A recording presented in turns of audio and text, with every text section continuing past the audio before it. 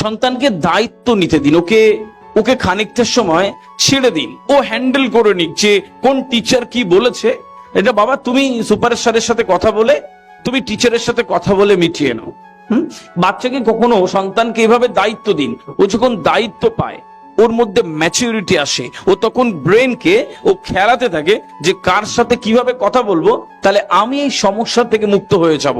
ও ও ওর ব্রেনটা খেলতে শুরু করে এবং মস্তিষ্কের সম্প্রসারণ হয় এবং ও আস্তে আস্তে এই যে জীবন বোধ তাকে বুঝতে পারে, এই দায়িত্ব দিতে হবে, ও আস্তে আস্তে শক্তিশালী মানুষ হয়ে উঠতে শুরু করে।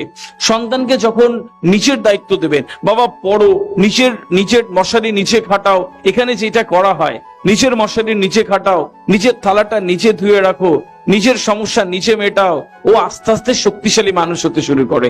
এটা যখন আপনি করতে থাকবেন তখন ও পরবর্তী যে পরিবর্তিত পৃথিবীর কথা বলছিলাম, এই পৃথিবীতে ও আস্তে আস্তে আস্তে আস্তে একটা শক্তিশালী মানুষ হবে।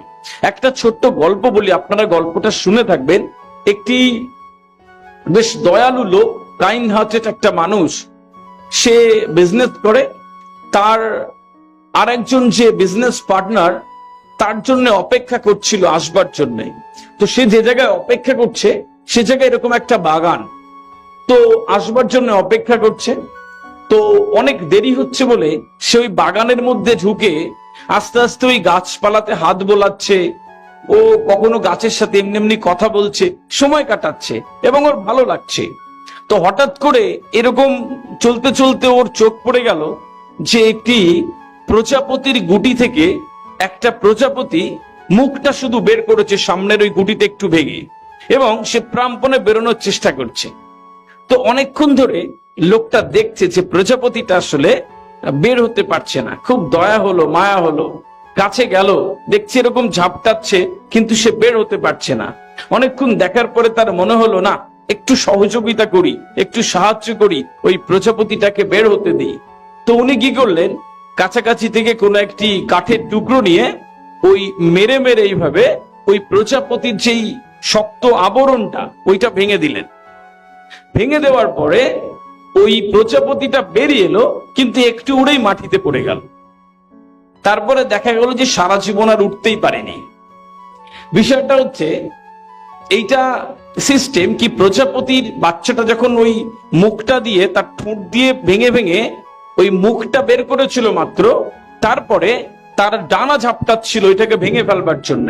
এবং একটি ঈশ্বর প্রদত্ত জিনিস যে তার ডানায় যেই রস থাকে, একটি রাসায়নিক রস থাকে, সেটা যখন সে ডানা ঝাপটায় তখন রসটা ছড়িয়ে যায়, ডানা শক্তিশালী হয়, আর আস্তে আস্তে ও ভেঙে ফেলে উড়ে চলে যায়। ওর ডানা শক্তিশালী হওয়ার উড়ে বেড়ায়। যেহেতু ওর ভেঙে দেওয়া হয়েছে, ও ওই ডানা শক্তিশালী হয়নি, আর ও কখনো উঠতে পারেনি। মোরাল অফ দ্য স্টোরি মনে হয় বলে দিতে হবে না, আমাদের সন্তানদের ক্ষেত্রেও তাই। কোলে করে রাখবেন, একটা সময় পরেও হাঁটতে পারবেন। অনেক আদর করি, অনেক মায়া করি, বাবা আমার বাচ্চা হাঁটলেই কষ্ট হবে, কোলে এসো, সারাদিন কোলে করে নিয়ে ঘুরবেন, দেখবে একটা সময় পরও ভালো করে হাঁটতে পারছে না। সব সময় ওকে খাইয়ে দেবেন, দেখবেন একটা সময় পরে গিয়ে ওর নিচে খেতে অনিয়া, ওইটার সাথে অ্যাডজাস্ট করতে পারছেন না। কারোর সাথে মিশতে দেবেন না, এরম বলে পণ করেছেন, দেখবেন ও মানুষের সাথে আর কারোর সাথে কথা বলছে না, আপনার চিন্তা শুরু হয়ে গেছে। সুতরাং এই বিষয়গুলো সন্তানদের ক্ষেত্রে যে একটু একটু করে দায়িত্ব নিতে দেবেন। আমরা কখনো কখনো দায়িত্ব দিই, আবার দায়িত্বের অপব্যবহারও করি। বলা হয় যে 1 থেকে 5 বছরের বাচ্চাদের আমরা হাত ধরে হাঁটা শেখাই, কথা বলা শেখাই। একটু একটু যখন কথা বলে তখন অনেক আনন্দ পাই, যখন বাবা বলে তখন কি খুশি, মামা বলছে, সবাইকে ডেকে শোনাচ্ছি, মা বলছে। 1 থেকে 5 বছরে ওকে চলা শেখাচ্ছি, কথা শেখাচ্ছি। তারপর যখন 5 বছর বয়স হয়ে যায়, 5 বছর থেকে 15 বছর আমরা বাচ্চাদের বলি চুপ কর, বসে থাক চুপচাপ, হাঁটবি না চুপচাপ, এখানে বস, কথা বলবি না, চুপ করে থাক। দুটোর দ্বিমুখী হয়ে যাচ্ছে বিষয়টা।